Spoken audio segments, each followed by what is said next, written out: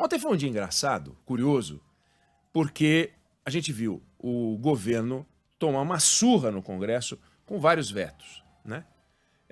Tem um grito aí de guerra. O pessoal comemorando ali no departamento comercial. Então é Acho bom. que a coisa foi boa. Acho que atingiram as metas. Departamento comercial da Band comemorando. Excelente notícia. Olá, rapaz. É a melhor notícia que tem. Departamento comercial da Band tá feliz, ouvinte Tá querido, ouvinte batendo querida. palma, tem até um sino Ó, ali. tem sino. Quer dizer que eles Rapaz, atingiram foi bom, meta, né? ou seja... Que bom. Bom, hein? 13º garantido. Isso é um bom sinal. Mas ontem o governo perdeu uma votação que era para ele, governo, importante. Para o país foi excepcional que tenha caído o veto do presidente. Foi uma vitória da sociedade. Não vejo como uma derrota do governo. Acho que é uma lição que o governo tomou e uma vitória da sociedade, que foi o tal derrubada do veto do presidente Lula, a desoneração da folha de pagamento. Ela vinha assim como está e assim permanecerá até 2027, sem uma taxa de 20% da contribuição patronal da Previdência ali, que é um escândalo, é um negócio absurdo, é um troço, assim, é filosoficamente criminoso você punir a contratação de pessoal. É um absurdo. Eu sei que tem gente que defende, eu sei que tem devotos de Fernando Haddad, eu sei que tem aqueles que têm uma cabeça dizendo é a Receita Federal, de onde vai tirar dinheiro, isso é um privilégio. Privilégio coisa nenhuma. O empresário repassa para o preço, o empresário demite. O empresário nunca paga. Quem paga é você, quem paga é o consumidor. Será que não fica claro que se você tem um custo, qualquer que seja, numa empresa, ela vai repassar? Sob pena de vender menos, risco de vender menos, ou de você pagar mais caro, e se vender menos, você vai ter menos produto para comprar. Então, é você que paga essa conta, somos nós. No final, a geladeira custa mais caro, o frete custa mais caro. O frete está nessa. O frete está nessa, porque transporte de carga está nessa. Call center está nessa. Aumenta o custo do seu banco, aumenta o custo de tudo. É uma piração. Call center é o primeiro emprego de muita gente. Call center é uma coisa fundamental. Então o Congresso foi lá e derrubou o veto. O discurso do governo é um discurso vazio, fake, falso. É um discurso de superfície. Sabe aquela película fina de gelo sobre um lago e sobre o qual você não deve andar? Porque não tem consistência, não segura os passos. Eles falam em austeridade. Eles falam em responsabilidade fiscal, eles falam em respeito ao dinheiro do contribuinte. Quem falou um negócio desse? Tá cheio de maneiras de fazer isso com o que tem lá. Aí eles disseram, não, mas nós estamos pegando e vamos gastar 9 bi, 10 bi com isso. Não, pera. Vamos lá. O governo tem mais de R$1 trilhão. Mais de R$1 trilhão. Aliás, é bem mais, porque é 1,3 trilhão de reais, só o 3 é 300 bi, 1,3 trilhão de reais em bens imobiliários. Nós estamos falando de mais de 700 mil imóveis do governo. Desses, menos de 60 mil estão em uso. O governo gasta em aluguel R$1,5 bilhão de reais por ano em aluguel. E tem esse estoque de 1,3 tri de reais. E sabe quanto que ele arrecada com os imóveis? 11 milhões. Então, ele gasta R$1,5 bilhão de aluguel, arrecada 11 milhões e tem um estoque de 700 mil imóveis. Quando o Paulo Guedes, ministro da Fazenda de Jair Bolsonaro, entrou, esse é um bocudo e prometeu, nós vamos vender esse trilhão. Vocês lembram disso? Era 1 trilhão da Previdência, 1 trilhão da reforma patrimonial, só 1 trilhão, tudo era 1 trilhão. O cara ia fazer um governo de 3 trilhões, não fez. Mas tá lá, tem lá esse trilhão. Tá aí uma oportunidade para o Partido dos Trabalhadores, trabalhar a favor dos trabalhadores. E atacar, por exemplo, isso aqui. Qual é a lógica de manter um estoque de 1 trilhão em bens imobiliários? Qual é a lógica disso? Me diz, tem sentido um negócio desse?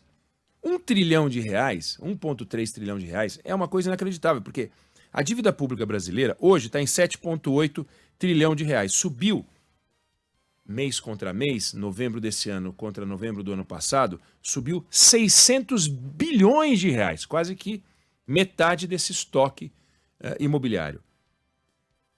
Por quê? Porque a gente dá déficit. Por quê? Vão dizer, não, porque a taxa de juros traduz a inflação, mas a gente dá déficit. A gente dá déficit todo ano. Pegar o déficit, nós estamos falando de janeiro a setembro de mais quase 100 bilhões de reais. E nós vamos fechar o ano com déficit. Então, se a gente realmente está falando em austeridade, responsabilidade, respeito ao dinheiro do contribuinte, aqui tem uma chance muito boa, mas a gente não vê uma palavra do governo sobre isso. Como a gente não vê uma palavra do governo em reduzir coisas como sexto país que mais gasta com o servidor público. Desculpa, não dá para o Brasil ser o sexto país que mais gasta com um servidor público. Primeira, a justiça mais cara do mundo, 1,3% do PIB. É quase que o nosso déficit, igual ao nosso déficit, sendo que na Alemanha eles gastam 0,3% do PIB. A Itália menos de 0,2%, a gente gasta 1,3%. Segundo Congresso mais caro do mundo. Segundo país com o maior número de ministérios do mundo. Sabe, tem um monte de indicadores sobre os quais o governo pode se debruçar, o Estado brasileiro pode se debruçar, em parte o governo pode se debruçar, e eu dei aqui um exemplo muito claro de coisas que o governo pode fazer para atacar a austeridade, buscar responsabilidade, respeitar o dinheiro do contribuinte, mas também o governo tem a missão de, em vez de ficar perdendo sua energia, tomando uma surra, se metendo com marco temporal, se metendo com folha de pagamento, vai procurar coisas que agilizam e melhoram a produtividade do país. Por exemplo, Lei Geral de Licenciamento Ambiental. Foi aprovada há 2 anos na Câmara dos Deputados, está parado no Senado. Passou pela Comissão de Agricultura, está na Comissão de Meio Ambiente, agora no dia 13 de dezembro foi retirado de pauta. Não vão discutir. Agiliza de forma espetacular o licenciamento ambiental.